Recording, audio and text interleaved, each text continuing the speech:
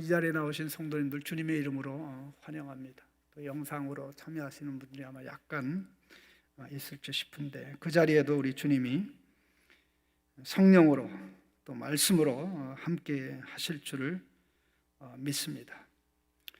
이 가정에서 자녀와 부모가 다투게 되면 부모는 근심하게 되고 자녀는 손해를 보게 됩니다. 모든 면에 있어서 자녀들은 경제적으로 부모에게 의존하기 때문에 손해를 볼 수밖에 없습니다. 그러나 부모 입장에서는 많은 근심과 아픔이 됩니다. 또 회사에서 회사를 이끌어가는 임원과 또 회사에서 일하는 분이 갈등이 일어날 때 비슷한 결과가 일어납니다. 또 국가와 백성 사이에 갈등이 일어날 때 손해보는 것은 국가이기보다는 개인입니다. 이게 공동체의 중요한 원리인데, 이것을 우리가 하나님 말씀에 적용하면 어쨌든 하나님 백성의 성장과 성숙은 말씀을 통해서, 말씀을 제대로 들을 때 성령이 역사하고 성령의 역사를 통해서 하나님의 보좌 앞에 나아가기 때문에, 지난주에 잠깐 말씀드렸듯이 어떤 경우에도 말씀의 채널이 막히는 일이 없도록, 막히지 않을 수 없겠지만 막히면 가급적으로 빨리 그 채널이 회복되도록 힘쓰고 애를 써야 되는 줄로 압니다. 사실 우리가 계속 2월 달부터 전염병 사태로 인해서 여러 가지 움츠리고 힘든 가운데 머뭇머뭇하다가 또 계속 머뭇할 수 없어서 제자반을 줌이라는 화상으로 시작을 해서 벌써 한 달을 했습니다. 한 반에 한 10몇 명씩 해서 한 30몇 명이 한 2시간씩 이렇게, 2시간도 해도 부족하고 막 그렇게 하는데, 역시 인텐시브하게 집중적으로 하나님의 말씀을 본인이 열심히 읽고 준비하고 발표해 오고, 그리고 또 다른 지체들이 준비해 온 것을 듣고 또 집중하면서 하나님의 말씀이 참 이런 거구나, 이런 걸 통해서 우리가 바뀌고 성장하는구나 하는 이런 계기를 가지고 있는데요. 우리가 살면서 이 하나님의 말씀을 깊이 깨닫고 분별하는 이것은 굉장히 중요합니다. 이를 위해서는 우리가 주목을 해야 되고 집중을 해야 됩니다. 저는 며칠 전에 제가 좀 여러 번 봐도 깨닫지 못했던 자연의 이치 중에 하나를 좀 보고, 여러분 제가 좀 둔하다고 좀 책망하지 마시기 바랍니다. 이 꽃을 보면, 이 꽃에 보면 암술이 있고 수술이 있어요. 아시죠?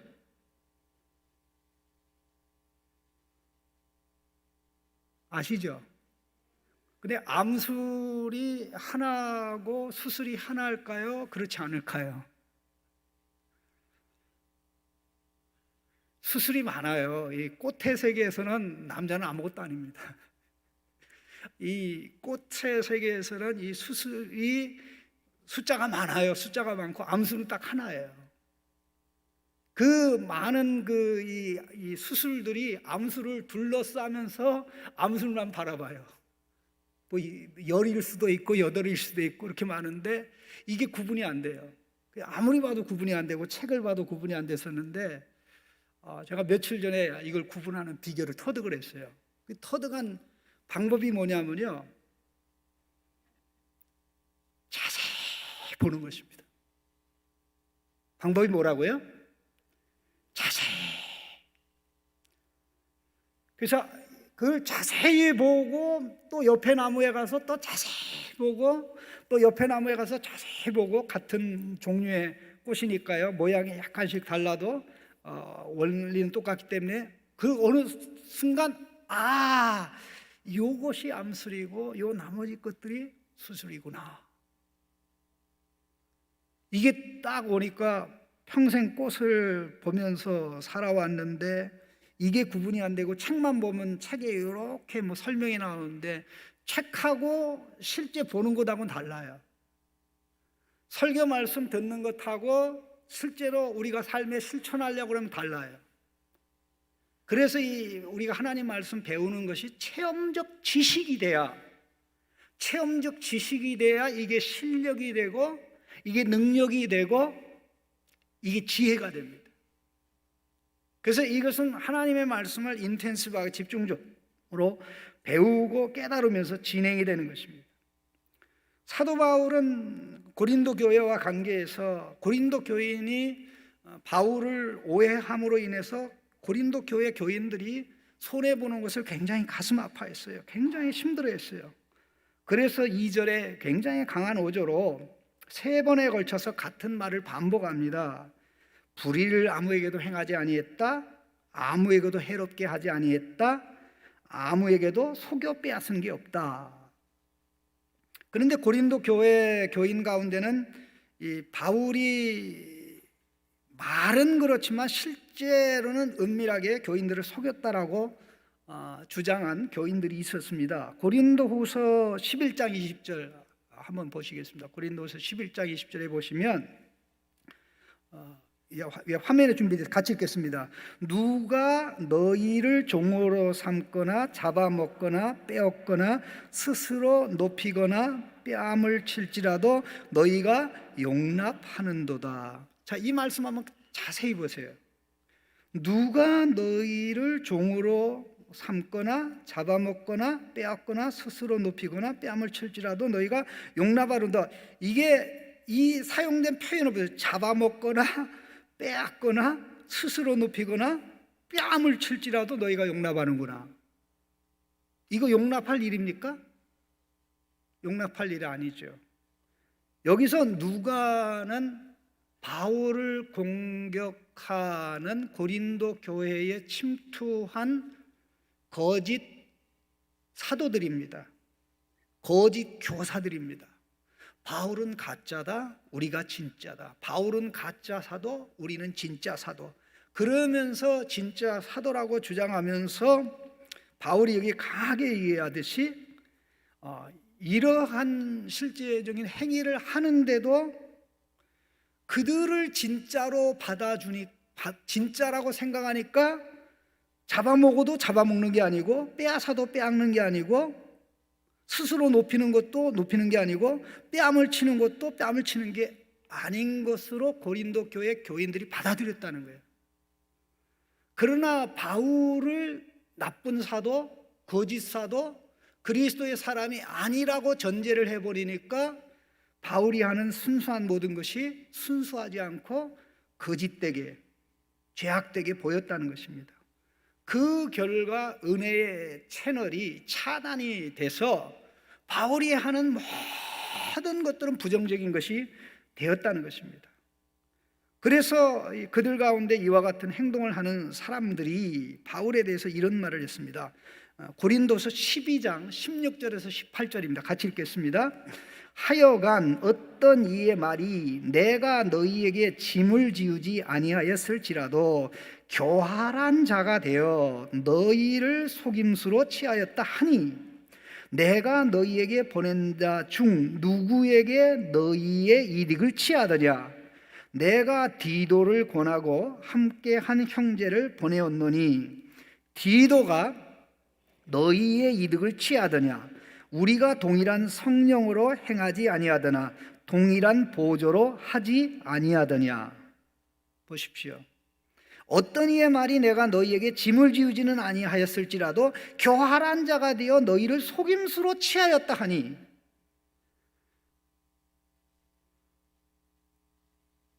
그렇게 누군가 이 거짓 교사의 거짓 사도들의 말에 넘어간 자들이 그 말 하니까 그렇다 그렇게 돼버린 거예요.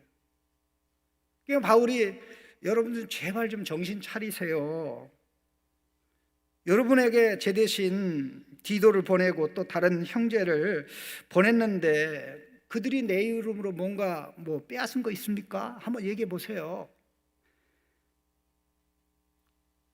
바울은 어디서나 언제나 사역을 할 때 똑같은 마음으로 사역을 했습니다. 바울이 3차 사역을 마치고 에베소에서 3차 사역을 마치고 예루살렘으로 올라가는 길에 에베소 교회 장로들을 불러서 한 이야기가 사도행전 20장 33절 34절에 나옵니다. 한번 같이 읽어보겠습니다. 사도행전 20장 33절 34절에 나옵니다. 화면에 준비됐을 겁니다.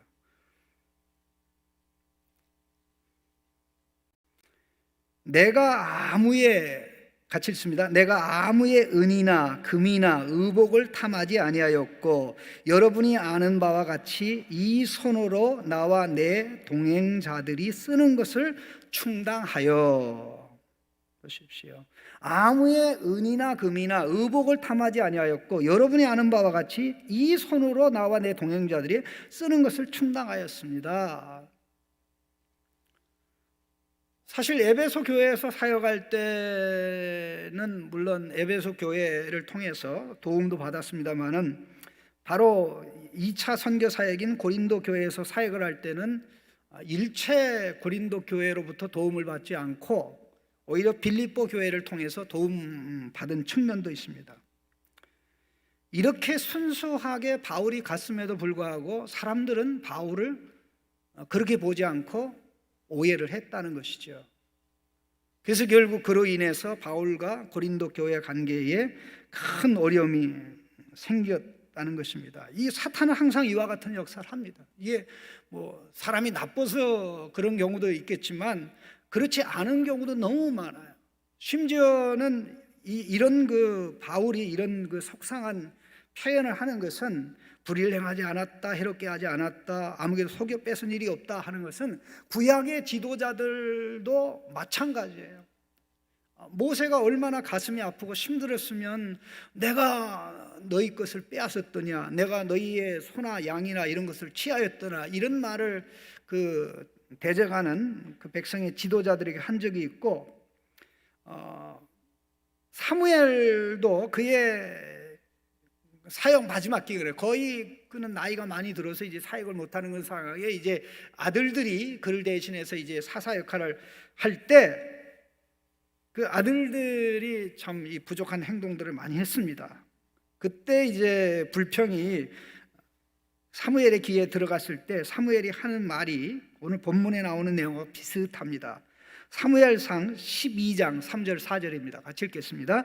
내가 여기 있나니 여호와 앞과 그의 기름 부음 받은 자 앞에서 내게 대하여 증언하라. 내가 누구의 소를 빼앗았느냐, 누구의 나귀를 빼앗았느냐, 누구를 속였느냐, 누구를 압제하였느냐, 내 눈을 흐리게 하는 뇌물을 누구의 손에서 받았느냐, 그리하였으면 내가 그것을 너희에게 갚으리라 하니, 그들이 이르되 당신이 우리를 속이지 아니하였고 압제하지 아니하였고 누구 손에서든지 아무것도 빼앗은 것이 없나이다 하니라.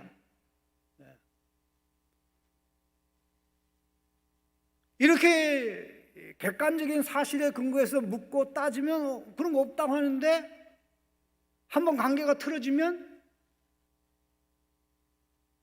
결국에 닫혀 있단 말입니다. 그러니까 손해가 고스란히 백성들에게 가는 겁니다.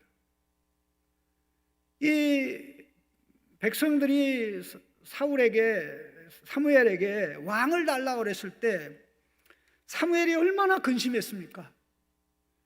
사무엘이요, 하나님보다 화가 더 많이 났어요. 하나님보다 화가 더 많이 났어요. 이해가 되십니까? 하나님보다 화가 더 많이 났어요. 그러니까 하나님이 야 저들이 너를 배척하는 게 아니라 나를 배척하여 내가 그들의 왕이 되지 못하게 하는 거야. 그러니까 참아. 그들이 요구하는 대로 왕을 세워. 그들이 왕을 세워서 왕으로부터 고통당하는 날에 그들이 결국은 고집을 부려서 왕을 요구한 것으로 후회하는 날이 오게 될 것이다. 결국 사울왕이 세워져서 40년 동안 사울왕의 통치를 받으면서 그들의 아픔과 고통은 말로 다 할 수가 없었죠. 이와 같은 일을 누가 하냐? 그 뒤에서 누가 하든지 그 뒤에서 사단이 그렇게 하는 것입니다. 그래서 우리는 이 사단이 우리가 하나님의 말씀을 받아들이지 못하도록 움직이는 이런 것을 막으려고 노력하고 그 작전이 통하지 않도록 힘쓰고 애쓰는 그 열정이 우리에게 있어야 되는 것입니다. 바울은 이어서 말씀하기를 3절 말씀에 내가 이 말을 하는 것은 너희를 정죄하려고 하는 것이 아니라 내가 이전에 말하였거니와 너희가 우리 마음에 있어 함께 죽고 함께 살고자 함이라. 바울이 왜 이 말 하냐 이거죠. 바울은 자기의 죽음으로 고린도 교회 교인을 살리기를 원하고 결국 바울이 죽음으로 그들을 살릴 뿐만 아니라 바울이 죽는 죽음이 예수님의 십자가로 말미암은 죽음인데 그 죽음에 고린도 교회 교인이 동참하게 함으로써 함께 예수님의 부활 생명을 누리는 그 영광과 특권을 누리기를 원했던 것이죠. 바울의 마음속에 고린도 교회 교인이 있었다는 것입니다. 그야말로 동고동락, 동사동생, 함께 죽고 함께 사는 동사동생, 동고동락, 함께 고생하고 함께 사는 그 표현인데요. 바울이 고린도후서 이미 앞부분에 봤습니다. 4장 10절 12절에서 우리가 항상 예수의 죽음을 몸에 짊어짐은 예수의 생명이 또한 우리 몸에 나타내게 하려 함이라. 우리 살아있는 자가 항상 예수를 위하여 죽음에 넘겨지면 예수의 생명이 또한 우리 죽을 육체에 나타나게 하려 함이라. 그런즉 사망은 우리 안에 역사하고 생명은 너희 안에 역사하느니라. 그래서 이 바울과 고린도 교회의 관계가 바르게 됨으로 인해서 바울에게 일어나는 그런 모든 일들이 결국 고린도 교회 교인들에게는 예수 생명을 더 경험하고 체험하게 하는 이러한 놀라운 역사를 위한 것이다. 그런데 이게 관계가 어그러지고 깨어짐으로 말미암아 이게 어렵게 됐기 때문에 이 채널을 바울은 회복하라고 얘기했고 또 회복할 것을 요청을 했고 그를 위해서 사실 디도를 그들에게 보냈던 것입니다. 자, 4절 말씀 같이 읽겠습니다. 나는 너희를 향하여 담대한 것도 많고 너희를 위하여 자랑하는 것도 많으니 내가 우리의 모든 환난 가운데서도 위로가 가득하고 기쁨이 넘치는도다. 너희를 향하여 담대한 것도 많고 너희를 위하여 자랑하는 것도 많으니 바울이 고린도 교회 교인을 향하여 담대한 것이 많다고 그랬어요. 그 이유는 새 언약의 영광 때문에 그렇습니다. 우리가 3장에서 봤지 않습니까? 3장 12절 13절에 우리가 이같이 소망이 있으므로 담대히 말하노니 이랬습니다. 우리가 이 같은 소망이 있으므로 담대히 말하노니 우리는 모세가 이스라엘 자손들에게 장차 없어질 것에 결국을 주목하지 못하게 하려고 수건을 그 얼굴에 쓴 것과 같지 아니하노라. 이미 우리는 3장을 여러 번에 걸쳐서 보았습니다.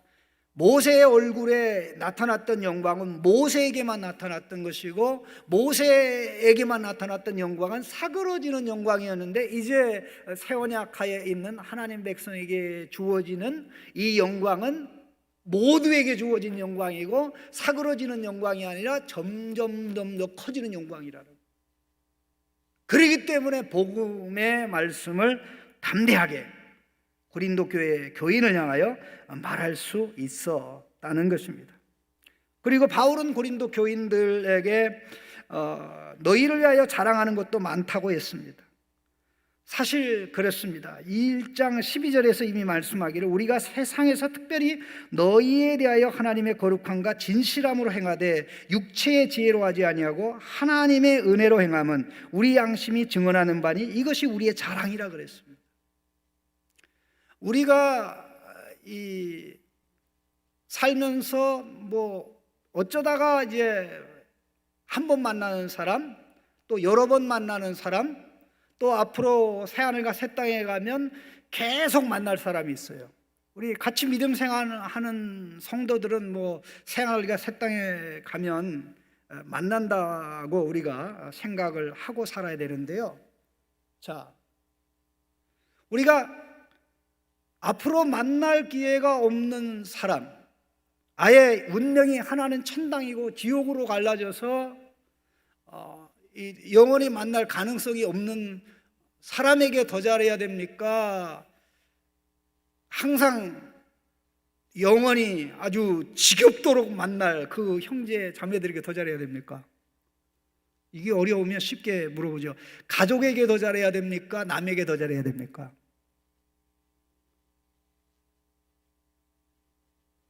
왜 답을 안 하세요? 가족에게 더 잘해야 됩니까? 가족이 아닌 사람에게 더 잘해야 됩니까? 가족에게 더 잘해야죠. 남을 해야라는 말이 아닙니다. 가족은 피붙이기 때문에. 그럼 믿음의 형제 자매들은 예수님의 피로 연결된 형제 자매입니다.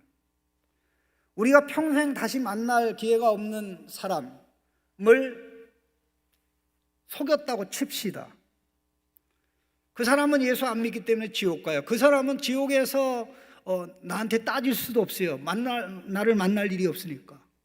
그러나 우리 믿음의 형제들이 서로 티격태격하면서 싸웠는데 결국 둘 다 천당 갔다고 생각합시다. 어쨌든 둘 중에 하나는 미안해할 거 아닙니까? 천당에는 미안한 게 없다고요? 그렇지 않아요. 그때 참 오해를 많이 하고 그때 내가 참 못쓸지를 많이 했네요. 그럴 때마다 사실 이게 불편한 거거든요. 그래서 바울은 갈라디아서 6장에서 우리가 모든 사람에게 선을 행하되 특별히 신자에게는 더 잘해야 된다 그랬어요. 우리가 모든 사람에게 선을 행하되 신자에게는 더 잘해야 된다. 그러니까 신자들에게 해가 되는 일, 교회 공동체에 해가 되는 일을 하면 후회할 일이 막급하다, 막심하다. 그런 일이 발생하지 않도록 해야 된다는 것입니다. 바울은 이런 자랑도 있지만 또 이 객관적으로 고린도 교회 교인들을 굉장히 높여준 그런 것도 있는데 그 내용이 뭐냐면은 그가 방문하는 소아시아에 있는 교회마다 고린도 교회를 칭찬하면서 고린도 교회는 헌금 제일 잘한다 그랬어요. 고린도 교회는 헌금 제일 잘한다. 자기들을 위해서 헌금하는 게 아니라 예루살렘 교회의 가난한 성도들을 위해서 헌금을 많이 하기로 벌써 약속했다 그랬어요.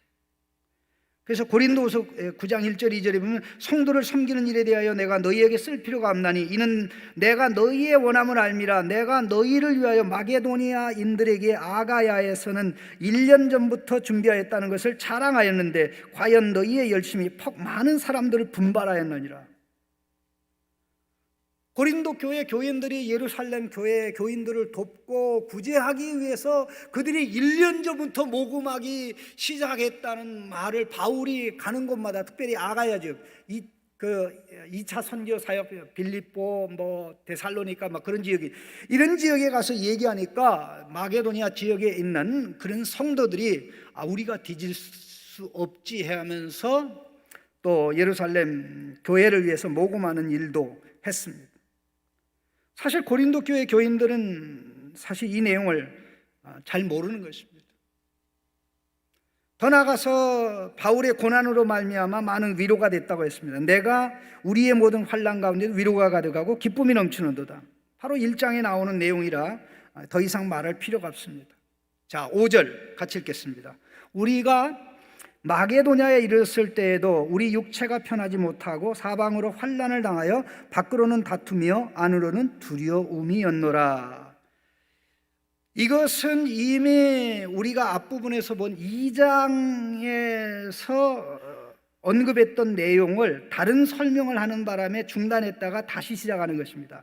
자, 2장 12절 13절 같이 읽어보겠습니다. 2장 몇 절만 앞에 펴면 됩니다. 12절 13절에 2장 12절 13절에 같이 읽어보겠습니다. 내가 그리스도의 복음을 위하여 드로아에 이름에 주 안에서 문이 내게 열렸으되 내가 내 형제 디도를 만나지 못하므로 내 심령이 편하지 못하여 그들을 작별하고 마게도냐로 갔노라.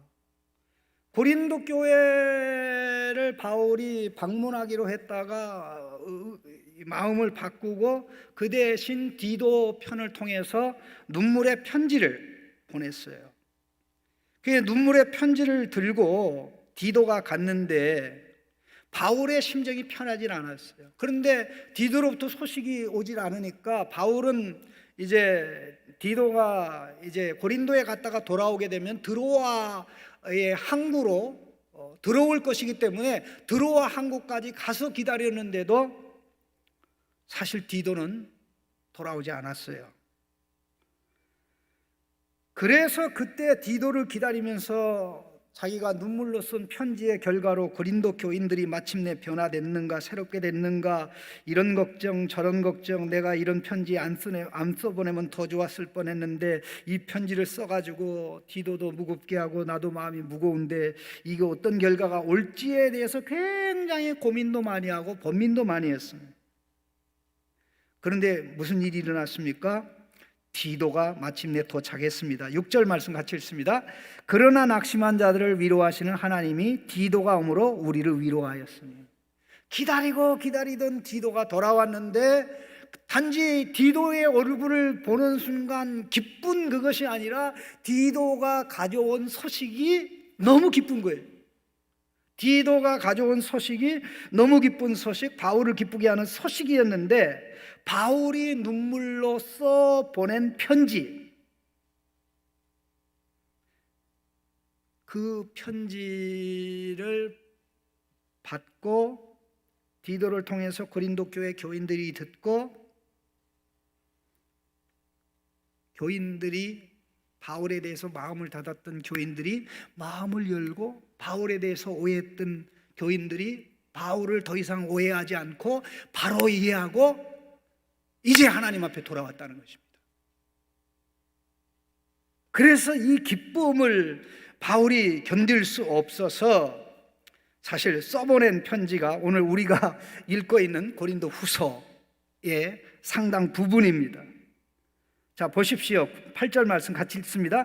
그러므로 내가 편지로 너희를 근심하게 한 것을 후회하였으나 지금은 후회하지 아니함은 그 편지가 너희로 잠시만 근심하게 한 줄을 알미라. 예. 편지를 써서 디도에게 붙여 보낼 때 그 심정 기가 막힌 심정이었습니다. 이 편지를 가르쳐서 큰 근심으로 쓴 눈물의 편지라고 얘기합니다. 큰 근심으로 쓴 눈물의 편지. 그 편지를 할 때 바울의 심정이 어떻겠습니까? 쓰긴 썼는데 보내지 않으면 좋았을 걸, 내가 잘못 보낸 게 아닌가, 내가 디도에게 무거운 짐을 맡겨 보냈는데 혹시 디도가 거기 가서 어려움 당하는 거 아닌가, 혹시 몰매를 당하는 거 아닌가, 뭐 이런 걱정 저런 걱정 온갖 걱정을 다 했었는데 마침내 하나님께서 역사하셔서 그 편지로 말미암아 잠시 잠깐, 편지를 처음을 받았을 때는 이미 바울에 대해서 오해하고 있던 고린도 교인들이 편지를 보고서는 확인 사살 같은 것을 하는 것을 느꼈는데 이거를 곱씹어 보며 생각하는 가운데 또 디도의 설명을 통해서 바울의 진심을 확인하고 회개하게 되었다는 것입니다. 어떤 관계가 회복이 되려면 틀어진 데서부터 그것이 무엇이 객관적으로 잘못됐는지를 명확하게 밝힐 수 있어야 되고, 그런 중간에 그 역할을 할 수 있는 디도와 같은, 바울과 함께 동일한 성령으로 보조를 맞추는 일꾼들이 필요합니다.